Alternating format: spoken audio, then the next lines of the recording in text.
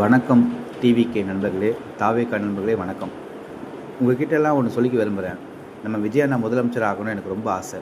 அவர் கண்டிப்பாக ஆவார். ஆனால் இன்றைக்கு நான் ஒன்று பார்த்தேன், அதை சொல்லணும்னு ஆசைப்பட்றேன். அவர் இன்றைக்கி சேலம் மாவட்டத்துக்கு வராரு. அப்போ அந்த மாநாடுக்கு பேச போகிறாருன்னு வச்சுக்கோங்களேன்.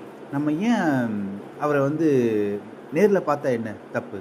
பார்க்கலாம், தப்பு கிடையாது. அதுக்காக அவர் வண்டி ஓட்டிகிட்டு வரப்போ இப்படி வர்றீங்களே கூட பாவம் இல்லை. அண்ணன் ரொம்ப கஷ்டப்படுறாருல, அந்த மாதிரி வராதிங்க நண்பர்களே. எனக்கு ரொம்ப கஷ்டமாக இருக்குது.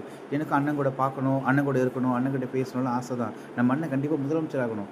அதுக்கு நம்ம தான் துணையாக இருக்கணும். ஆனால் நம்மளே அதுக்கு பாதகமாகக்கூடாது. ஏன்னா நீங்கள் வண்டியில் அப்படி வரப்போ அண்ணன் கையை காட்டுறாரு, வேண்டாம் வேண்டாம் போங்க போங்க கை காட்டுறாரு, கை அசைக்கிறாரு. ஆனால் அவர் எப்படா மாட்டுவார், எப்படா அவர் அமுக்கலான்னு காத்துட்ருக்காங்க. நம்மளே அதுக்கு வழி கொடுக்கக்கூடாது நண்பர்களே. ஒரு தாழ்மையாக கேட்டுக்கொள்கிறேன். அவர் நமக்காக வரட்டும், செய்வார், கண்டிப்பாக செய்வார்.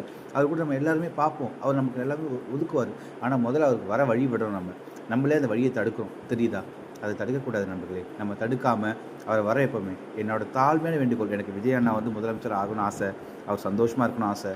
நல்லா வரணும், நமக்கு நல்லது செய்வார். ஆனால் அவரை இந்த குட்டி குட்டி விஷயம், அந்த பைக்கில் வரீங்களே, அந்த வீடியோ பார்த்துட்ருக்கேன். எனக்கு பார்க்குறப்ப பதவதைக்குது. எனக்கு என்ன சொல்கிறதுன்னு தெரியல. ரொம்ப கஷ்டமாக இருக்குது. அந்த மாதிரி வராதிங்க நண்பர்களே. கெஞ்சி கேட்டுருக்கிறேன் உங்ககிட்ட. என்ன சொல்கிறது, நானும் ஒரு தாவேகா தொண்டனாக கேட்குறேன். அந்த மாதிரி பண்ணாதீங்க.